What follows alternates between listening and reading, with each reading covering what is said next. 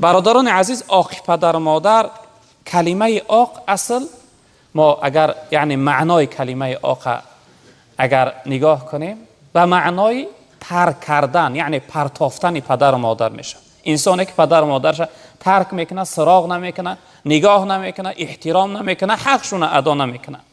اما کلمه آقی که امروز ما مردم تاجیک یعنی را عادت داریم میگیم فلانی پدرش آق کرده است، مادرش آق کرده است، این در تحت همون آیتی که خداوند برای ما یعنی دستور داده است، امر کرده است که ولا تقل لهما اف ولا تنهرهما وقل لهما قولا کریما. در تحت کلمه این آیت میداره خداوند ما را امر کرده در خدمت پدر و مادر در نزد پدر و مادر اف نگویی، سخنهای قبیح و بد و آزاردهنده برای پدر و مادر نگویی. گفتن جناب پیامبر صلی الله علیه و سلم یعنی که این چیزا خداوند برای ما امر کردن که در نزد پدر و مادر فقط سخنهای یعنی دلبرداری خرسند کردن برای پدر و مادر گویی، یعنی سخنهای قبیح بد در نزد پدر و مادر نگویی. این دلالت داره.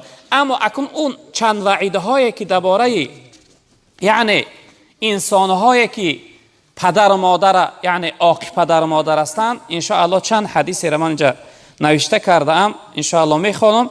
جناب پیغمبر صلی الله علیه و سلم در یک روایت فرمودند که الا انبئکم باکبر الکبائر، گفتن آیا من شما را خبردار نکنم با گناهی که از همه گناههای کلانتر است، یعنی با کلانترین گناه ها را من برای شما خبر نکنم؟ اهل اصحاب گفتن بلا یا رسول الله. گفتن آره یا رسول الله ما را خبردار کن.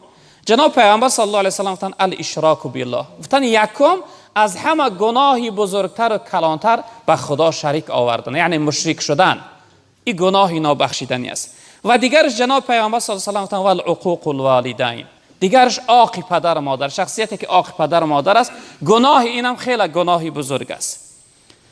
و جناب پیغمبر صلی الله علیه و سلم میگه وقتی این سخنها را میگفتن تکیه زده بودن، اما از جای خود خیستند، دو زانو نشستند و جناب پیغمبر صلی الله علیه و سلم گفتن که الا و قول الزور و شهادت الزور، الا و قول الزور و شهادت الزور فما زال یقولها حتی قلت لا یسکتوا.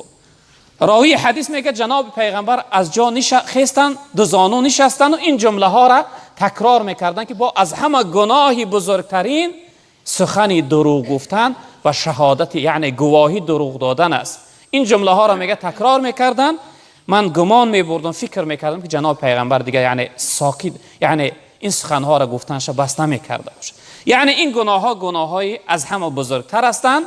یکی از اونها چی است؟ عاق پدر و مادر. در روایت دیگر جناب پیغمبر صلی الله علیه و سلم گفتن که ثلاثه قد حرم الله علیه الجنه، گفتن سه گروهی مردم خداوند براشون جنت حرام گردانده است.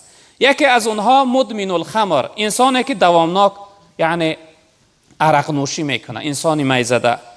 و دیگرش والعاق، انسانی که عاق پدر و مادر است، اینم خداوند براش جنت حرام گردانده. و دیگرش دیوس، انسانی که دیوس است، جناب پیغمبر گفتن دیوس شخصیتی است که ناپاکی اهلش میدانه و یعنی آرام نمیشه، یعنی سری راه او را نمیگیره، او را معنی نمیکنه، میدونه که یعنی زنش، دخترش، یعنی نزدیکاش بد و ناپاک هستن، فاحشه هستن و یعنی او اینها را معنی نمیکنه. این جمله را خداوند براشون دوزخ حرام گردونده است. در روایت دیگر جناب پیغمبر صلی الله علیه و سلم گفتن که کل ذنوب یؤخر الله منها ما شاء الی یوم القیامه الا عقوق الوالدین، گفتن تمام گناه ها را خداوند عذابشون تأخیر میگذاره به روز قیامت. یعنی انسان هر گناهی کرد در روز قیامت بعد از اون خداوند یا او شخصیت میبخشه یا جزاش میدهه. گفتن مگر عاق پدر و مادر خداوند تأخیر نمیگذاره عذاب شه.